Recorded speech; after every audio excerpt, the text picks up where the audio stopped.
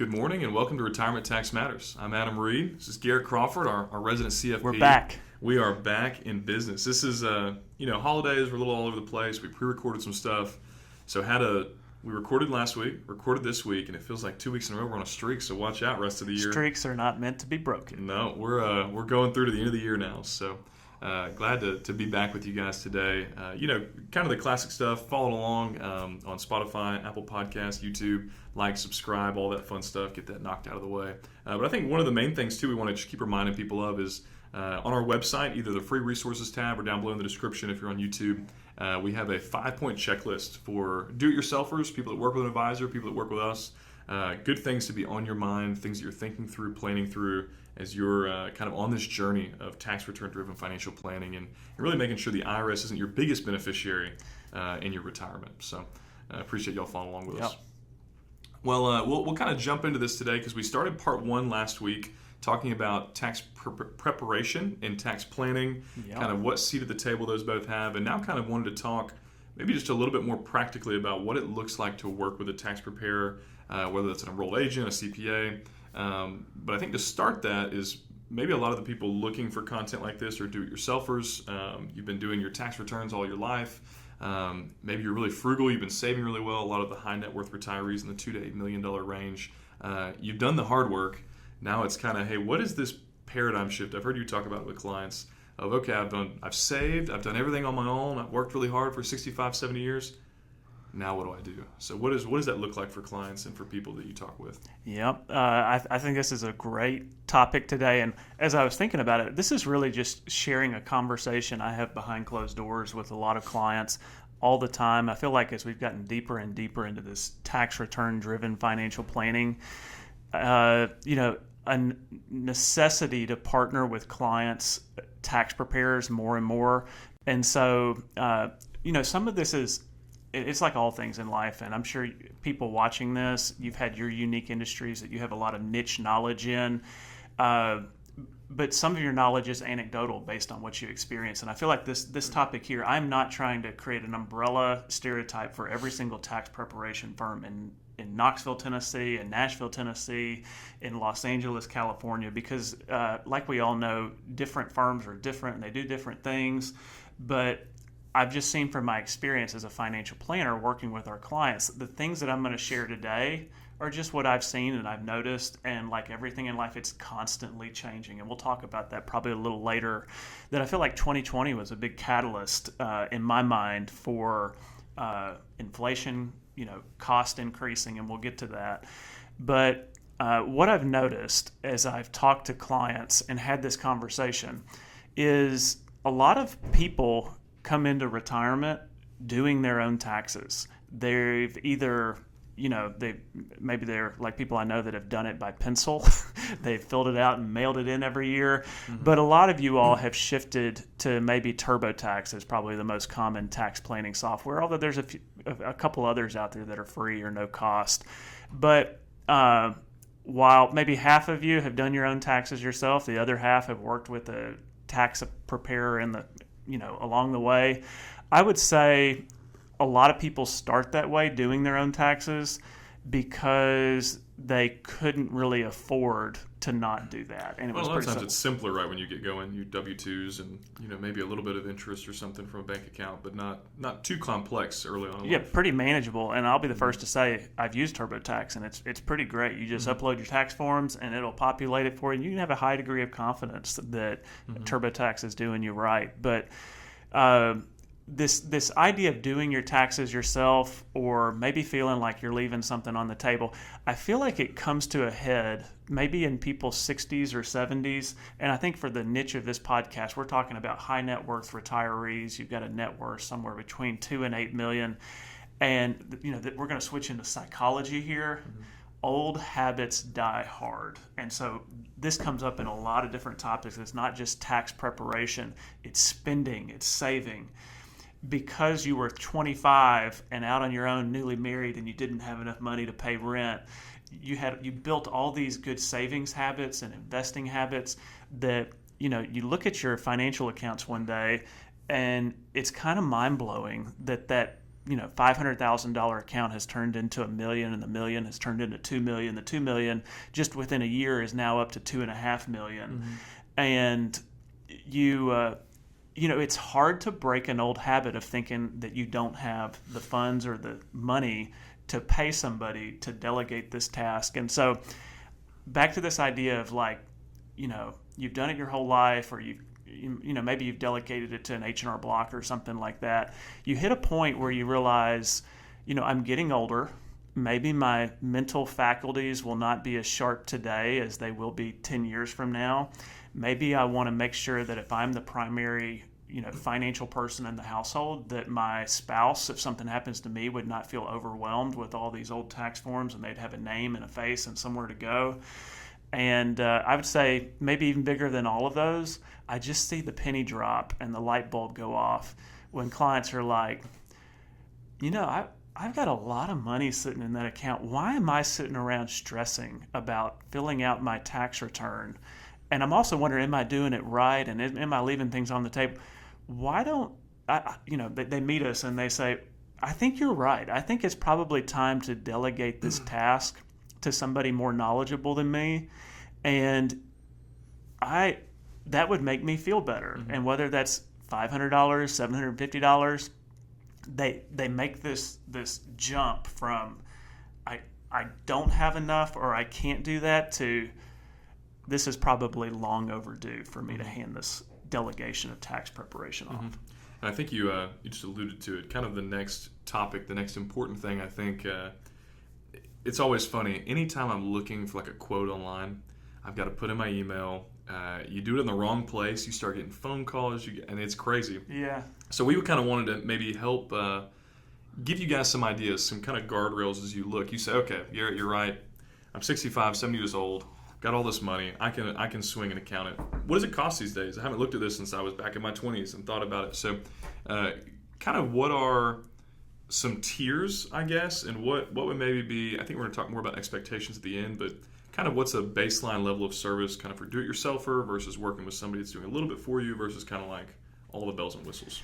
Yeah, so what I found is what most people want is a lot of hand-holding, a lot of service, and for a couple $100. Mm-hmm. Yeah. And I think it's, I'm in my late 30s, I'm 38, and, it's funny. You all remember when a gallon of gas was probably like a quarter. I remember when it was 89 cents, and now it's $4. And it's like, I went to a restaurant the other day and I got a chicken salad. Mm-hmm. Or it was a chicken Caesar salad. Literally lettuce. Probably I could have done it better at home, and some chicken. And I got out of there after tipping a couple bucks. It was like $17, $18, and it was like, this would have cost me $5 mm-hmm. when I was a kid or, in high school. And so there is this natural part of life and getting older that a lot of you are going to resonate with, that things just get more expensive. But I look back at 2020, the COVID season, and whether or not that was specifically related to this conversation about tax preparation, there's been a marker in my mind that the cost for having good tax preparation help has gone up. And so I think probably let's start with a little history there, because I feel like I'm communicating this to clients. But I started in 2013. In my pilgrimage in this industry, I've seen the tax preparation firms evolve from just putting their nose to the ground. They have so many clients, so many people to do tax return. It was like from January to December, these people were working like crazy, serving their clients. And I think it was an industry, maybe a little bit like healthcare, where they were hitting burnout zone. And I think about 2020 hit, and a lot of these people that had tax firms, it was like, why am I burning myself out doing so many tax returns for such a low cost? And I think a lot of these tax firms kind of got wise and smart and were like, hey, I'll just charge a little bit more money, mm-hmm. and maybe sometimes a lot more money for the services that I'm doing. And as long as my demand is there, I can make the same amount of money and work less. And so I think you're seeing, and we joke about this too, we have friends that have started tax preparation firms, mm-hmm. and it's like, that seems like a great idea. If you're going to college and you like numbers, get a degree in some type of accounting, start your own personal tax return business. give it a year. I think you could fill up your business and have a full panel of clients. I mention this almost every episode. We need like a link in the description. My dad's a CPA, and so we probably once a month I'll say, "Hey, you take anybody new on?" Because we've got somebody that's looking for a CPA, and he's like, "No, I'm not taking anybody on. I'm kind of slowing things down." And I said, "Well, who do you refer to?" He's like, "Oh, they're full." And I'm like, "Well, who do they refer to?" They're full. And I'm like, "What is going on in the tax preparation world?" So there's a world of like trade businesses that are becoming popular. The other one, non-trade, is go right into the service tax prep.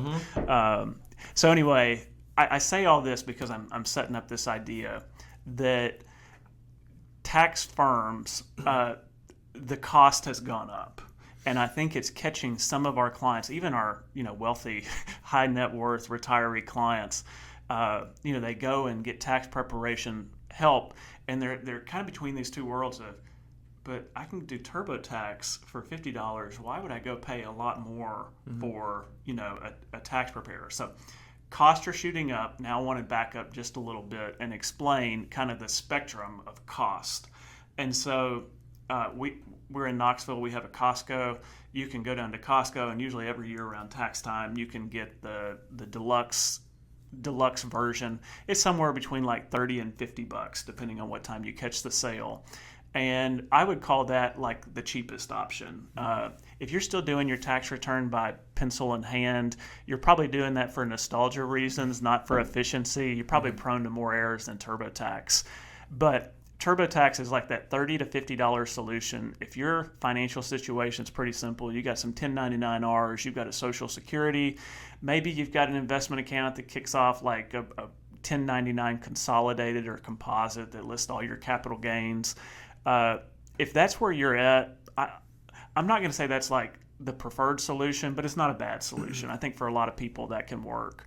But as you go up from TurboTax, the options, there's not as big a gap. And so $50 for TurboTax, I would say probably the next step up, if you're concentrating on delegating out, but you want that to be cheap, is probably like an H&R Block, like a strip mall type of franchised tax preparation where you're going to get those tax returns filed. You're not going to have to deal with your computer, your software, but you can walk into an office, somebody will greet you, they will help you assimilate your tax forms, and I think it'll work for most people. And I would say that's probably, I'm kind of ballparking numbers here, but probably $300, $400 for a basic return at H&R Block.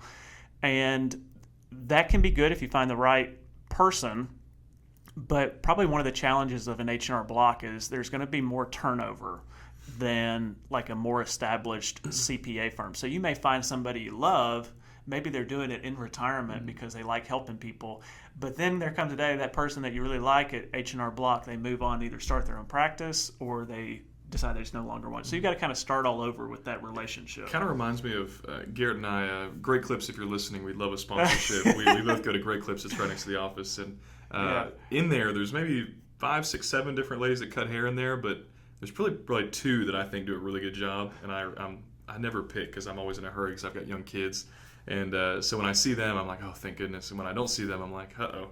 And so similar thing, once you find a good person there, it's not Great Clips is good or bad, it's who's cutting my hair. Yeah, it's the same with tax preparation. And so I'd say that's probably the cheapest option, but then, again, let's go back to our example, the person that's watching this, $2 to $8 million, they've got enough money to really pay for anything as far as tax prep goes, but what if they say, hey, I want something a little bit more. Actually, what people say, I want something a little bit like your office, where I have time, where people know me when I walk in. I'm not in a big waiting room. I know that you're going to be established and be here. You're making that jump from an H&R Block with lots of turnover to a local CPA established business in your neighborhood, probably is where most people are going. And I think this is where this category of local business CPA, they used to, I think, sometimes compete with H&R Block. It's like, why go to H&R Block if I can have somebody that's established and will stick around? But I've seen that group of the local CPA office just get a little bit more expensive. And so I would say, from the anecdotal experience from the people I've worked with around town, a basic 1040 tax return where you've got your Social Security, you've got your 1099-Rs, your investment statements. It seems like $750 is kind of a starting point benchmark. You can find people lower than that. You can find people a little bit higher than that. But I think $750 is a good number for 2026 of a basic tax return. If you have a small business, you're adding another form. That can escalate from $750 based on how many additional things are going on. Right. I think it's good for people to hear too, and maybe a lot of you already know this that are in the high net worth space, but more money doesn't mean more complexity. You could have $8 million and be the simplest tax return on planet Earth. Absolutely. You could have $100,000 and be a very complicated tax return. And so complexity normally comes with extra forms, different moving parts, some real estate, business ownership, other things that are mixed into that. Just because you're high net worth doesn't necessarily mean you're complicated. So check with a tax preparer on that. And so I would say, so the question, somebody might ask, what benefits does a CPA local office provide? I'd say, number one, you're usually getting like established competence. You're getting the CPA designation. We'll talk maybe a little bit about an enrolled agent versus CPA, but you're getting somebody that's probably been around for a while. They've got a good process for filing tax returns. They're going to be probably more personable, and you're not probably going to lack for service or expertise, whereas maybe you might run into somebody at a lower level where it's like, oh, that's a good question. I've had that before. They don't know how to answer a Roth conversion or federal tax withholding.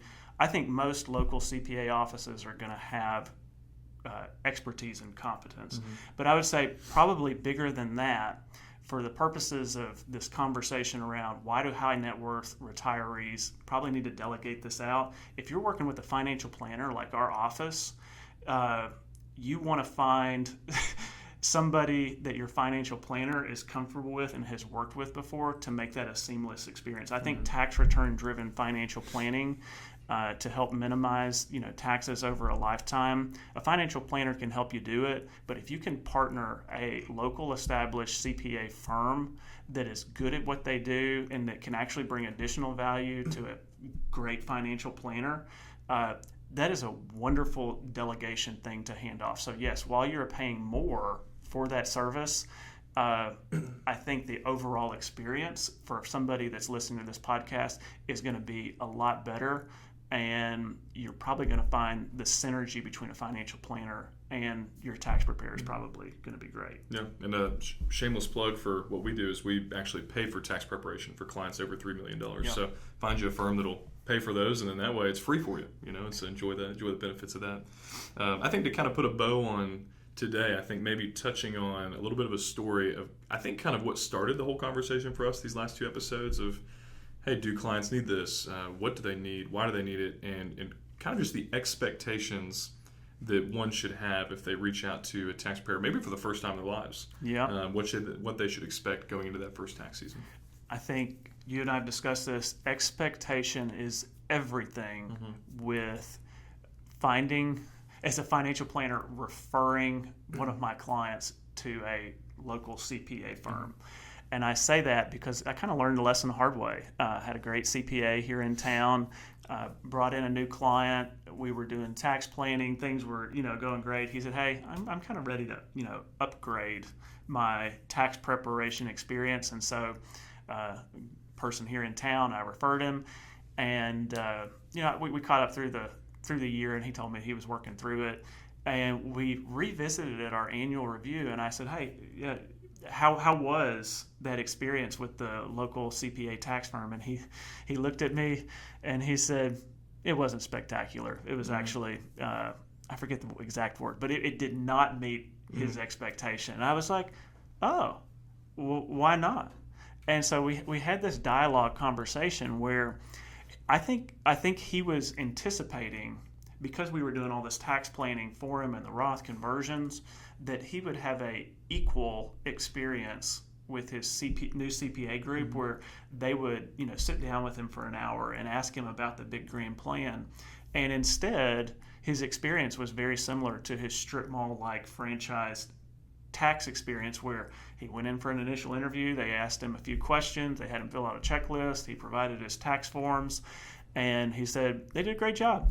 They did my taxes, but I just thought it was going to be like way better since I'm paying $750 versus $400. And he said, why would I pay more for something I was already getting for less? And so we had this conversation that, it's about less turnover. You may have somebody great that you like, but that person may not always be there, or they may advise you incorrectly, and your chances are better that somebody at this local firm is going to do. But a lot of these reasons I've already repeated.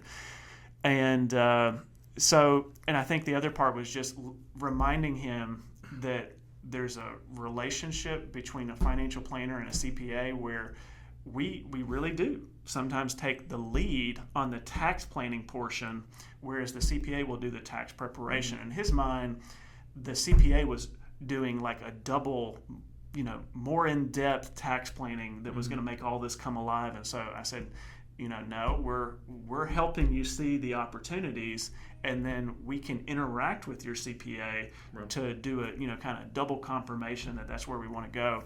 And for his case, his net worth, his savings, assets, it was like that $350 difference for him to have that coordination of care. My last point on this would be, if you just show up to the most amazing CPA office in town and you hand them your stuff, they're going to say, oh, thank you, and they're going to prepare your tax return. In order to get a tax preparer to work for you and to go the extra mile, you're going to have to be very clear with them that, hey, I have financial planning that I want to do, and I'm interested in tax planning, and they may charge you a little bit more for that because they kind of get in the interstate highway of tax preparation, filling out those tax forms. And I think most CPAs love the idea of doing tax planning, but their businesses are designed for tax preparation. So you kind of have to, pause them. Hey, come here for a second. And let them know that you want tax planning advice or help building tax projection estimates, so that they're very clear that you're not just somebody in the hopper to get their tax forms filled out. And so whereas maybe the financial planner, we have more time, they're going to have more experience with tax regulation, tax compliance. I just referred somebody to a CPA yesterday that had something that I couldn't handle. And both of these professions go hand in hand, but I would say for most of our people listening, you're going to find wonderful synergy between working with a financial planner that does tax return driven financial planning and a CPA that's good at what they do. And really what we didn't talk about today, but I'll throw in here as last, accessibility. A great CPA that you can't get in touch with, or you can't get a hold of, is kind of worthless in my opinion. And so good financial planner, tax return driven financial planning, and then also a CPA that's accessible, wonderful at their job, and good at what they do. If you can get those people talking for your behalf, that's delegation done right. Well, one last pro tip I think would be, if you're wanting to do some tax preparer CPA shopping, do it in the summer. I've heard of people that, like in February, they're like, hey, I'm interviewing for a new CPA. And so, well, you're not going to get the most TLC in the middle of February as you kind of get onboarded as a client. So, and I just had one this week. Something's going. It's not pushing off. It was just a life situation happened. A family member is in hospice care, and they need to get their taxes done. And I have a group here in town that I refer to, and I talked to them. I said the situation, and they said, "Oh, this is actually not bad. We're just going to file an extension for this person. We won't get it filed by April, but that's okay." And again, wonderful. My client wouldn't have known that, but here she is. She's able to walk through a very hard situation with the family member, and the CPA is helping me communicate to the client: concentrate on your family. We'll get your taxes taken care of, but filing a tax extension immediately so that she can worry about this later was a great idea. Yeah, that's awesome. Well, I think speaking of expectations, you can expect from us this year a lot of episodes on a lot of different topics. Check out the website. Garrett just gave it a facelift. It kind of looks professional over there. It looks like you may be in the wrong career. Should have been designing websites, but got some cool categories on there where you can click in: financial psychology, tax returns, tax preparation, tax planning, all kinds of different things, Roth conversions. We can click in there and look for specific videos. Check out the checklist on the website. It's down in the description. It'll be on the website. for the 5-point checklist to help you think through, hey, am I missing anything? Am I prepared for the right things? Am I on the right schedule? To do some of this tax return driven financial planning and make sure, hey, the IRS is not beneficiary number one by the time it's all said and done. So we appreciate you guys tuning in and hanging out with us. I'm Adam Reed. This is Garrett Crawford. It's Retirement Tax Matters.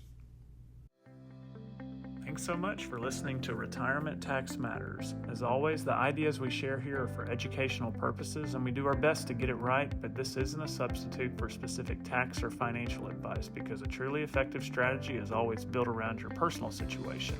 For more resources and to see our full disclosure, visit us at retirementtaxmatters.com.